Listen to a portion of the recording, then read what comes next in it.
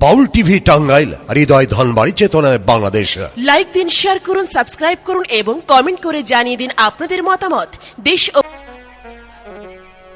এই দিনটা দেখার জন্য যে আমার শত চেষ্টা। কুমার, হ্যাঁ নয়নমালা, এবার আমি আসি নয়নমালা। কোথায় যাচ্ছ কুমার? আজ থেকে মনে করো তুমি আমার আর আমি তোমার। তুমি হলে আমার মনের রানী আর আমি তোমার মনের রাজা। তুমি আমার মনের রাজা,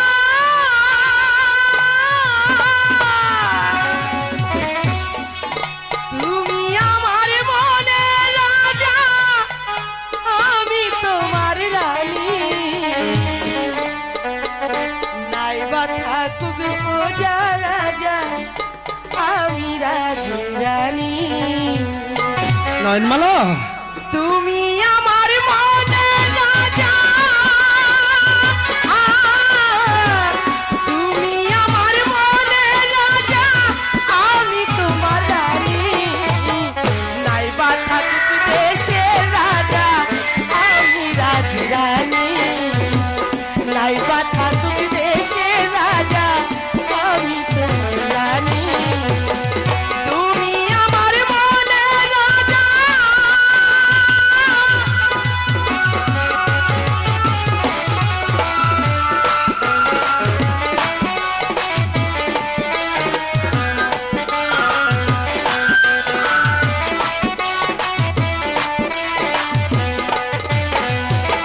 নাইবা থাকুক পাত পিয়াদা, নাইবা থাকুক সিংহা, তুমি আমার শুধু বন্ধু, বলো যে একবার বন্ধু, বলো যে একবার।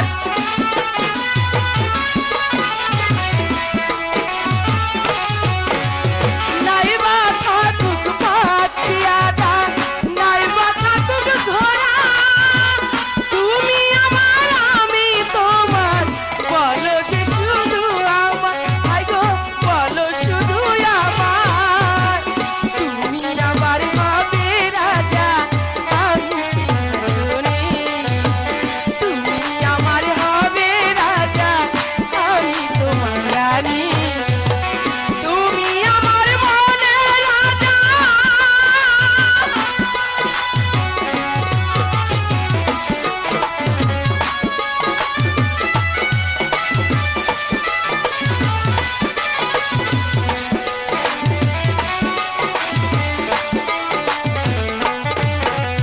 তুমি আমার জীবন ভরে থেকো বুকে, তুমি সারা জনম বেশ ভালো, শুধু যে তোমারই আমি, শুধু যে তোমারই।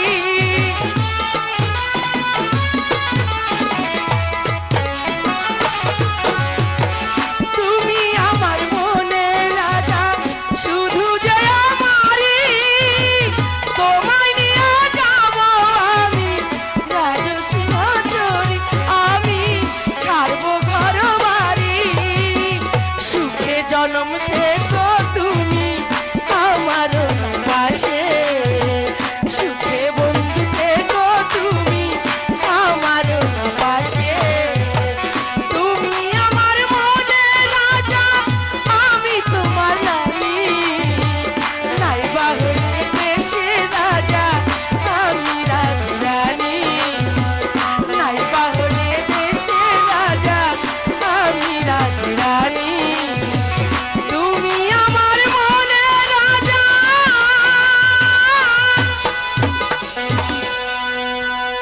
নয়নমালা, অনেক দেরি হয়ে গেছে, তাই আমি এখন আসি।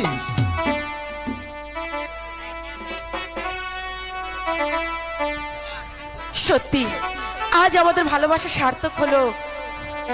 এত সহজে এর ফয়সালা হবে তা আমি কোনোদিন ভাবতেও পারিনি। হলো আজ একটা ফয়সালা আমাকে করতে হবে। কিসের ফয়সালা? তোমার আমার বিয়ে। তোমার সাথে আমার বিয়ে? হ্যাঁ নয়নমালা, তোমার সাথে আমার বিয়ে। এবার বলো, তুমি আমার প্রস্তাবে রাজি কি না? নয়নমালা প্রশ্ন করতে জানে, প্রশ্নের জবাব দিতে কখনো জানে না। এর অর্থাৎ আমার বিয়ের কথা পাকাপাকি হয়ে গেছে। কে সে বীর পুরুষ এই নয়নমালাকে এই রঘুপতির ভিত থেকে ছিঁড়ে দিতে চায়? বলো কে সে বীর পুরুষ? বীর পুরুষ সে অবশ্যই, কারণ তার সামনে একটা রাজ্য কেউ দাঁড়াতে পারে না। সে হচ্ছে রাজপুত্র চঞ্চল কুমার। চঞ্চল কুমার কারো শব্দ নয় এই রঘুপতির মুখ থেকে নয়নমালাকে ছিঁড়ে নিতে। চুপ করো, আর একবার কথা উচ্চারণ করলে তার পূর্বে আমি তোমার জীবনটাই উপড়ে নেব। এই কি তোমার শেষ কথা? হ্যাঁ, এটাই আমার শেষ কথা। বেশ, তাহলে এক্ষুনি আমি তোমাকে বুঝিয়ে দিচ্ছি এই রঘুপতিকে অপমান করার শাস্তি কত ভয়ঙ্কর। ক্ষমা করে বলছি, আমাদেরকে রঘুপতি। বলো বলো আমার বসতে রাজি কিনা? না না না, না, এখন দেখছি দামাক, আর আমি তোমার সেই দামাকের জবাবটাই দিয়ে দিচ্ছি।